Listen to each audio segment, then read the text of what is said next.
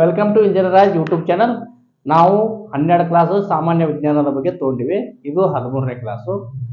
ನೆನಪಿರಲಿ, ಪ್ರತಿಯೊಂದು ಕ್ಲಾಸು ಕೂಡ ಇಂಪಾರ್ಟೆಂಟ್. ಯಾಕಂದ್ರೆ ನೀವು ಓದ್ತಿರೋದು ಕಾಂಪಿಟೇಟಿವ್ ಎಕ್ಸಾಮ್ಗೆ, ಹಾಗೆ ಪ್ರತಿಯೊಂದು ಕ್ಲಾಸನ್ನು ಎಕ್ಸಾಮ್ ಬೇಸ್ಡೇ ತೆಗೆದಿರ್ತೀವಿ. ಓಕೆ, ಇನ್ನು ಇವತ್ತಿನ ಟಾಪಿಕ್ ಯಾವ ಥರ ಐತಿಪ್ಪ ಅಂತ, ಮಾನವ ಕುಲವನ್ನು ತಲ್ಲಣ ಮಾಡಿದ ಕೆಲವು ರೋಗಗಳಿದಾವ. ಏನು, ಮಾನವ ಕುಲವನ್ನು ತಲ್ಲಣ ಮಾಡಿದ ಕೆಲವು ರೋಗಗಳಿದಾವ. ಆ ರೋಗಗಳಿಗೆ ಕಾರಣವೇನು, ಅದಕ್ಕೆ ಔಷಧಿ ಕಂಡು ಹಿಡಿದವರು ಯಾರು, ಯೂಶಲಿ ನಮ್ಮ ಎಕ್ಸಾಮ್ಗಳಲ್ಲಿ ಕೇಳ್ತಿರ್ತಾರೆ. ನೀವು ಹಳೆ ಕ್ವಶನ್ ಪೇಪರ್ ತೆಗೆದು ಹಾಕಿ ನೋಡಿದ್ರೆ ಈ ರೋಗ ಬರಲು ಏನು ಕಾರಣ ಅಂತ ಕೇಳ್ತಾರ, ಅಥವಾ ಔಷಧಿ ಕಂಡು ಹಿಡಿದವರು ಕೇಳ್ತಾರ, ಅಥವಾ ಲಸಿಕೆ ಕಂಡು ಹಿಡಿದವರು ಅಂತ ಒಂದು ಕ್ವಶನ್ ಯೂಶಲಿ ಬರ್ತಿರ್ತೈತಿ.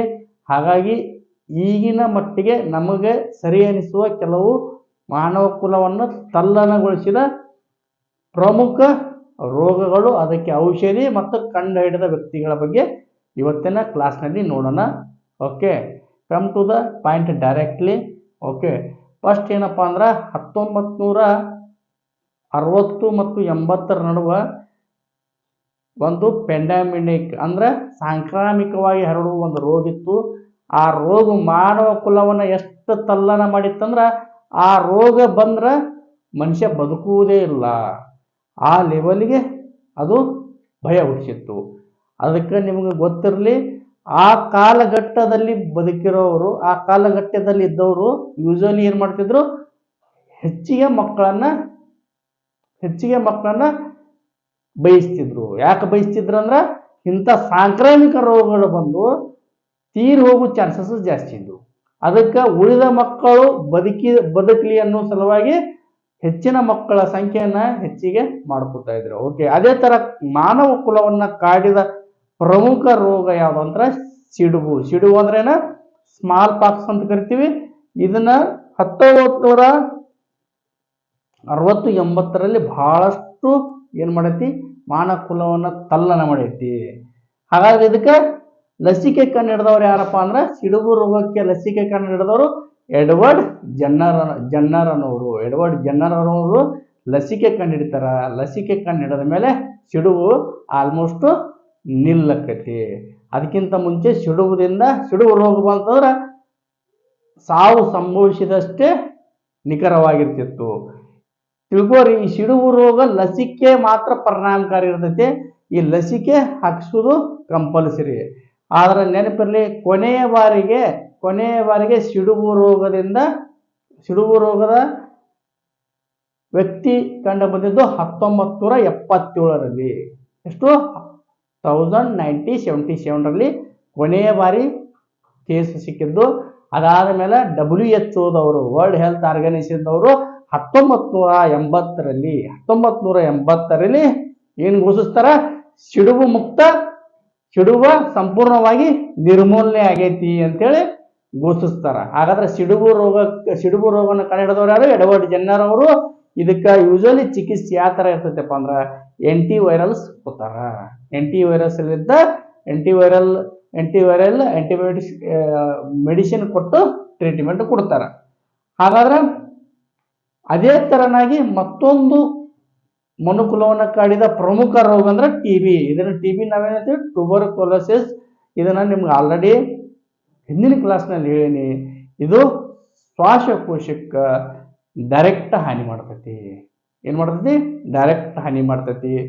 ಈ ಹಾನಿ ಮಾಡೋದು ಎಷ್ಟು ಹೆಂಗಿರ್ತೈತಿಪ್ಪ ಅಂದ್ರ, ಮನುಷ್ಯನಿಗೆ ಇದೇನಾದ್ರೂ ಟಿಬಿ ಬಂದ್ರೆ 2 ವಾರಕ್ಕಿಂತ ಹೆಚ್ಚಿಗೆ ಏನಾದರೂ ಕೆಮ್ಮು ಇದ್ರೆ ಆ ಮನುಷ್ಯಗೆ ಯೂಶಲಿ ಟಿಬಿ ಆಗಿರ್ತೈತಿ. ಆ ಟಿಬಿ ಆದ್ರೆ ಆ ವ್ಯಕ್ತಿಯ ತೂಕ ಕಡಿಮೆ ಆಗ್ತೈತಿ, ಕೆಮ್ಮುವಲ್ಲಿ ರಕ್ತವಾಂತಿ ಮಾಡಲು ಪ್ರಾರಂಭ ಮಾಡ್ತಾನ. ಇದಕ್ಕೇನಾದ್ರೂ ಟ್ರೀಟ್ಮೆಂಟ್ ಇದ್ರೆ ಆಂಟಿಬಯೋಟಿಕ್ ಟ್ರೀಟ್ಮೆಂಟ್ ಕೊಡಬೇಕು. ನೆನಪಿರಲಿ, ಟಿವಿ ಎಷ್ಟು ನಮ್ಮನ್ನ ಕಾಡೈತಿಪ್ಪ ಅಂತಂದ್ರೆ, ಮನುಕುಲವನ್ನ ಬಹಳ ಕಾಡೈತಿ. ಅದಕ್ಕೆ ಈಗಿನವರೆಗೂ BCG ಅನ್ನೋ ಒಂದು ಲಸಿಕೆ ಕೊಡ್ತಾರ. ಹುಟ್ಟಿದ ಮಕ್ಕಳಿಗೆ BCG ಅನ್ನೋ ಲಸಿಕೆ ಕೊಡ್ತಾರ.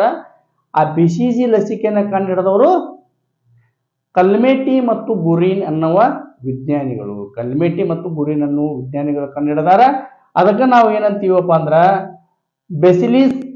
BCG ಅಂದ್ರ ಲಾಂಗ್ ಫಾರ್ಮ್ ಕೇಳೋ ಚಾನ್ಸಸ್ ಇರ್ತಾವ. ಬೆಸಿಲಸ್ ಕಾಲ್ಮೆಟ್ ಅಂಡ್ ಗೊರಿನ್ ಇದು ಒಂದು ವ್ಯಾಕ್ಸಿನೇಷನ್ ಅಂದ್ರೆ ಲಸಿಕೆ. ಇದು ಒಂದು BCG ಅನ್ನೋದು ಒಂದು ಲಸಿಕೆ. ಇದನ್ನ ಕಲ್ಮೆಟ್ಟಿ ಮತ್ತು ಗುರಿನ್ ಅನ್ನೋರು ಕರೆದಾರ.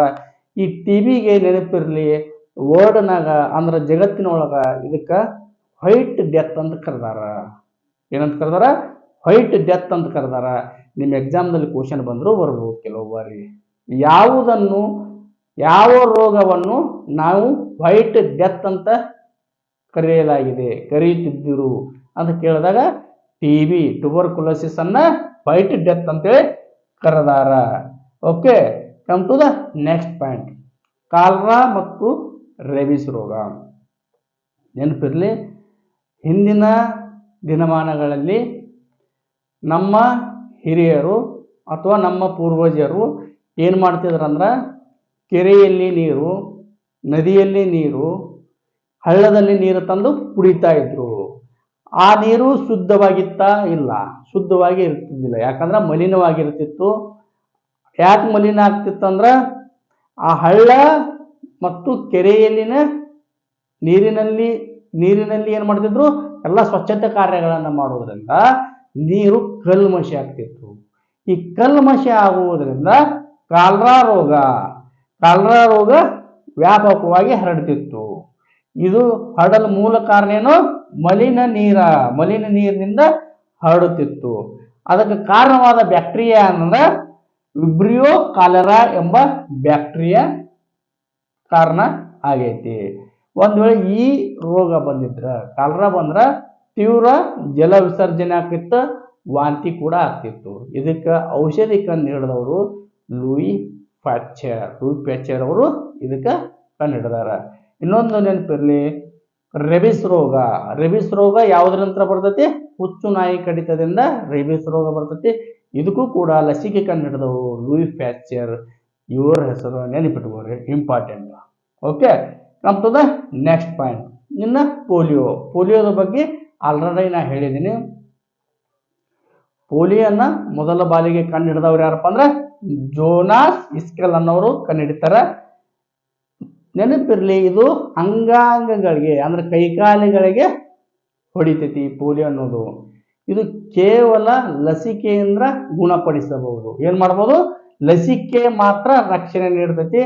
ಒಂದ್ ವೇಳೆ ಪೋಲಿಯೋ ಅಟ್ಯಾಕ್ ಆಗಿದ್ರ ಅದಕ್ಕೆ ಪೂರ್ಣ ಪ್ರಮಾಣದ ಚಿಕಿತ್ಸೆ ಇಲ್ಲ. ಪೋಲಿಯೋ ಬರೋಕ್ಕಿಂತ ಮುಂಚೆ ಪೋಲಿಯೋ ಡ್ರಾಪ್ಸ್ ಕೊಟ್ಟು ಪೋಲಿಯೋನ್ನ ತಡೆಯಬಹುದು ಹೊರತು, ಒಂದ್ ವೇಳೆ ಯಾವ್ದಾದ್ರ ವ್ಯಕ್ತಿಗೆ ಪೋಲಿಯೋ ಅಟ್ಯಾಕ್ ಆಗಿದ್ರೆ, ಪೋಲಿಯೋ ಅಟ್ಯಾಕ್ ಆಗಿ ಯಾವ್ದಾದ್ರೂ ಅಂಗವೈಕಲ್ಯತೆ ಬಂದಿದ್ರ ಅದನ್ನು ಸರಿಪಡಿಸಲು ಸಾಧ್ಯವಿಲ್ಲ. ಹಾಗಾದ್ರೆ ಪೋಲಿಯೋ ಡ್ರಾಪ್ಸ್ ಕಂಡು ಹಿಡಿದವರು ಯಾರು? ಯೂಶಲಿ ಎಕ್ಸಾಮ್ನಲ್ಲಿ ಕೇಳ್ತಿರ್ತಾರ. ಪೋಲಿಯೋ ಡ್ರಾಪ್ಸ್ ಕಂಡು ಹಿಡಿದವರು ಆಲ್ಬರ್ಟ್ ಸಾಬಿನ್ ಅನ್ನೋರು. ನೆನಪಿಟ್ಟುಕೋರಿ, ಪೋಲಿಯೋನ ಕಂಡು ಹಿಡಿದವರು ಜೋನಾಸ್ ಇಸ್ಕೆಲ್ ಅನ್ನೋರು. ಅದೇ ಪೋಲಿಯೋ ಡ್ರಾಪ್ಸ್ ಕಂಡು ಹಿಡಿದವರು ಆಲ್ಬರ್ಟ್ ಸಾಬಿನ್ ಅನ್ನೋರು ಕಂಡು ಹಿಡಿತಾರ.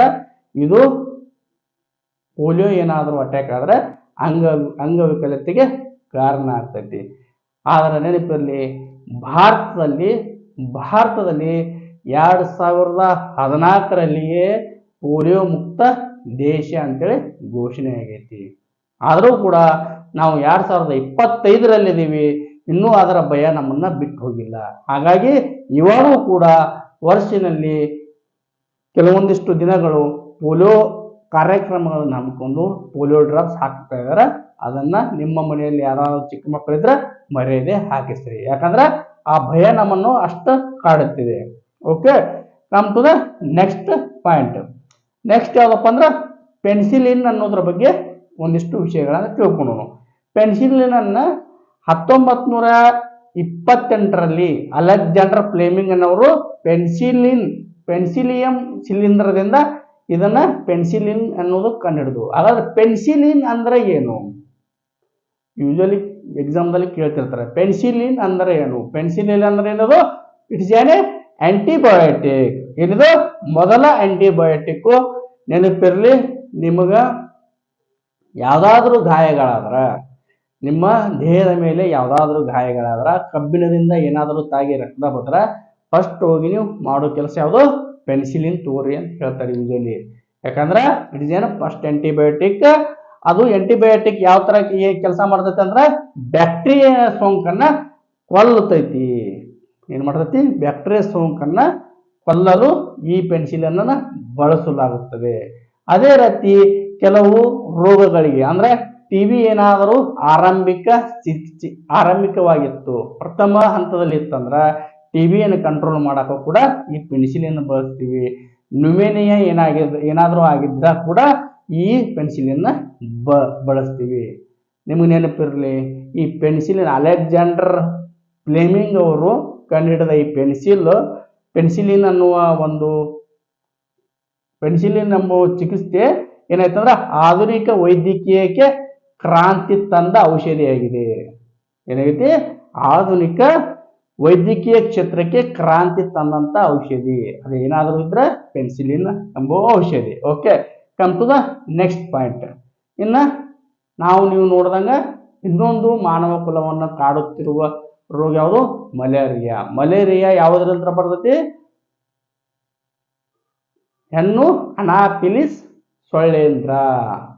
ಹೆಣ್ಣು ಅನಾಫಿಲಿಸ್ ಎಂಬುವ ಸೊಳ್ಳೆಯಿಂದ ಬರ್ತೈತಿ. ನೆನಪಿಟ್ಕೋರಿ. ಇದು ಒಂದ್ ವೇಳೆ ಬಂದ್ರ ಇದನ್ನ ಯಾರು ಕಂಡುಹಿಡಿದಾರಪ್ಪ ಅಂದ್ರ, ಮಲೇರಿಯಾವನ್ನ ಯಾರು ಕಂಡುಹಿಡಿದಾರ ಅಂದ್ರ ರೊನಾಲ್ಡ್ ರಾಸ್ ಅನ್ನವರು ಕಂಡುಹಿಡಿದಾರ. ಅದು ಕೂಡ ಹೆಣ್ಣು ಸೊಳ್ಳೆ ಅಂದ್ರ ಅನಾಫಿಲಿಸ್ ಎನ್ನುವ ಹೆಣ್ಣು ಸೊಳ್ಳೆಯಿಂದ ಬರ್ತದ ಕಂಡುಹಿಡಿದಾರ. ಅದು ಎಕ್ಯುರೇಟ್ ಆಗಿತ್ತು. ಓಕೆ, ಒಂದ್ ವೇಳೆ ಅದು ಮಲೇರಿಯಾ ಬಂದ್ರೆ ವಿಪರೀತ ಜ್ವರ ಬರ್ತೈತಿ, ತಲೆನೋವು ಇರ್ತೈತಿ, ವಾಂತಿ ಬರುತ್ತೆ, ಹಾಗೆ ದೈಹಿಕವಾಗಿ ದೌರ್ಬಲ್ಯತೆ ಕಾಡ್ತೈತಿ. ಇದಕ್ಕೂ ಕೂಡ ಟ್ರೀಟ್ಮೆಂಟ್ ಇದೆ, ಹೆದರುವ ಅವಶ್ಯಕತೆ ಇಲ್ಲ. ನೆಕ್ಸ್ಟ್ ಪಾಯಿಂಟ್ ಯಾವುದು? Antiseptic surgery. ಆಂಟಿಸೆಪ್ಟಿಕ್ ಸರ್ಜರಿಯನ್ನ ಮೊದಲ ಬಾರಿಗೆ ಏನ್ ಮಾಡ್ತಾರ? ತರ್ತಾರ. ಇದು ಏನಪ್ಪಾ ಅಂದ್ರ ಈ ಬದಲಾವಣೆ ತಂದವರು, ಆಂಟಿಸೆಪ್ಟಿಕ್ ಸರ್ಜರಿಯನ್ನು ಬದಲಾವಣೆ ತಂದವರು ಯಾರಂತ ಕೇಳಿದ್ರ ಜೋಸೆಫ್ ಲಿಸ್ಟರ್ ಅನ್ನವರು. ಜೋಸೆಫ್ ಲಿಸ್ಟರ್ ಅನ್ನವರು ಒಂದು ಕ್ರಾಂತಿನ ಮಾಡ್ತಾರ.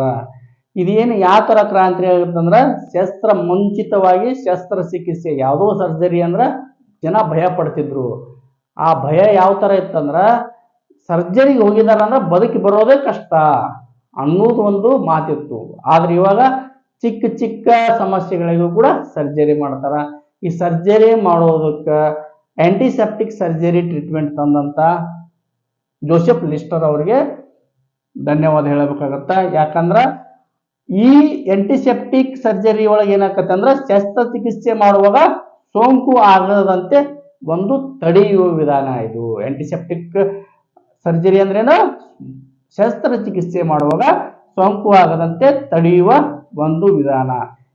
ಈ ವಿಧಾನದಿಂದ ಏನಾಯ್ತಪ್ಪ ಅಂದ್ರ ಮರಣ ಪ್ರಮಾಣ ಪೂರ ಕಡಿಮೆ ಇತ್ತು. ಪೂರ್ಣ ಪ್ರಮಾಣದಲ್ಲಿ ಶಸ್ತ್ರಚಿಕಿತ್ಸೆ ಮಾಡಿದ ಮೇಲೆ ಮರಣ ಪ್ರಮಾಣ ಏನು ಹೆಚ್ಚಿಗಿತ್ತಲ್ಲ ಅದು ಪೂರ್ಣವಾಗಿ ಕಡಿಮೆ ಆಯ್ತು. ಓಕೆ, ಇನ್ನ ಕಮ್ ಟು ದ ನೆಕ್ಸ್ಟ್ ಯಾವಪ್ಪ ಅಂದ್ರ 2019 ಮತ್ತು 2020ರಲ್ಲಿ ಅಂದ ಇಂದಿನ ಪೀಳಿಗೆ ಕಾಡಿರುವಂತ ಕೋವಿಡ್-19 ಅನ್ನೋದು ಒಂದು ಸಾಂಕ್ರಾಮಿಕ ರೋಗ, ಪೆಂಡಮಿಕ್ ಡಿಸೀಸ್ ಅಂತ ಕರಿತೀವಿ. ಈ ಸಾಂಕ್ರಾಮಿಕ ರೋಗ ಅಂದ್ರೆ ಹೆಂಗ? ಒಬ್ಬ ವ್ಯಕ್ತಿಯಿಂದ ಮತ್ತೊಬ್ಬ ವ್ಯಕ್ತಿಗೆ ಹರಡುತ್ತೈತಿ. ಇದು ಒಂದು ವೇಳೆ ರೋಗ ಯಾವುದರಿಂದ ಬರ್ತೈತಿಪ್ಪ ಅಂದ್ರ SARS-CoV-2 ಅನ್ನುವ ವೈರಸ್ ನಿಂದ ಬರ್ತೈತಿ. ಇದನ್ನ ಮೊದಲ ಬಾರಿಗೆ 2020 ಜನವರಿಯಲ್ಲಿ ಪತ್ತೆ ಹಚ್ಚಲಾಯಿತು. ಇದೇನಪ್ಪಾ? ಇದು ಒಂದು ಕಂಪ್ಲೀಟ್ ಆಗಿ ಸಾಂಕ್ರಾಮಿಕ ರೋಗ. ಈ ಸಾಂಕ್ರಾಮಿಕ ರೋಗ ಒಂದ್ ವೇಳೆ ಬಂತಪ್ಪ, ಯಾರಿಗಾದ್ರೂ ಬಂತು ಅಂದ್ರ ಕೊರೋನಾ ವೈರಸ್ 2ರಿಂದ 14 ದಿನದ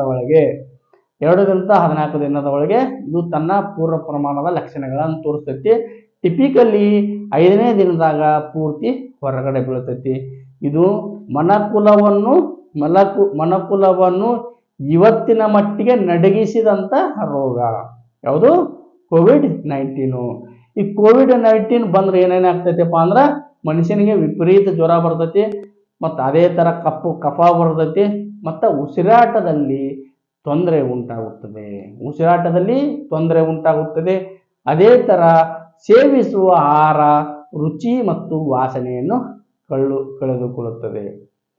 ನಿಮಗೆ ಗೊತ್ತಿರಬೇಕು, 2020ಯಲ್ಲಿ ಇದು ನಮ್ಮ ಭಾರತಕ್ಕೆ ಬಂದಾಗ ನಾವೆಲ್ಲ ಎಷ್ಟು ನಲಿಗೆ ಹೋಗಿದ್ದೀವಿ ಅನ್ನೋದು ನಿಮಗೆ ಗೊತ್ತು. ಅದಕ್ಕೆ ಹೇಳಿದ್ದೀನಿ, ಈ ಮೇಲಿನ ಎಲ್ಲ ರೋಗಗಳು ಮನುಕುಲವನ್ನು ನಡಗಿಸಿದಂಥ ರೋಗಗಳು. ಇದರ ಬಗ್ಗೆ ಯೂಶಲಿ ಕ್ವಶನ್ ಕೇಳುವಂಥ ಚಾನ್ಸಸ್ ಇರ್ತಾವೆ. ಹಾಗಾದ್ರೆ ಇದನ್ನ ಯಾವ ರೀತಿ ಕಂಡು ಹಿಡಿದ್ರು, ಇನಿಷಿಯಲ್ ಆಗಿ ಯಾವ ರೀತಿ ಕಂಡು ಹಿಡಿದ್ರು ಕೊರೋನಾ ಅಂತಂದ್ರೆ RT-PCR ಟೆಸ್ಟ್ ಮಾಡ್ತಿದ್ರು, ಆಮೇಲೆ CT ಸ್ಕ್ಯಾನ್ ಮಾಡ್ತಿದ್ರು.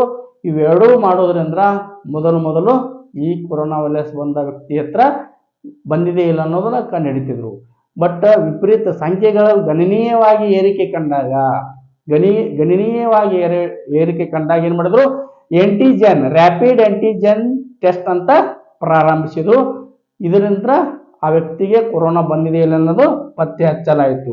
ಇನ್ನು ಮುನ್ನೆಚ್ಚರಿಕೆವಾಗಿ ಮನುಷ್ಯನಲ್ಲಿ ಇಮ್ಯುನಿಟಿ ಸಿಸ್ಟಮ್ ಜಾಸ್ತಿ ಆಗಲಿ ಅಂತೇಳಿ ಭಾರತದಲ್ಲಿ 2 ಲಸಿಕೆಗಳನ್ನ ಅತಿ ಹೆಚ್ಚು ಬಳಸಿದಾರ. ಯಾಕಂದ್ರೆ ಎಕ್ಸಾಮ್ನಲ್ಲಿ ಕೇಳುವ ಚಾನ್ಸಸ್ ಇರ್ತತಿ. ಯಾವ ಕೋವ್ಯಾಕ್ಸಿನ್ ಮತ್ತು ಕೋವಿಶೀಲ್ಡ್ ಅನ್ನೋದು 2 ವಿಪರೀತವಾಗಿ ಬಳಸಿರೋದಂಥ ಲಸಿಕೆಗಳು.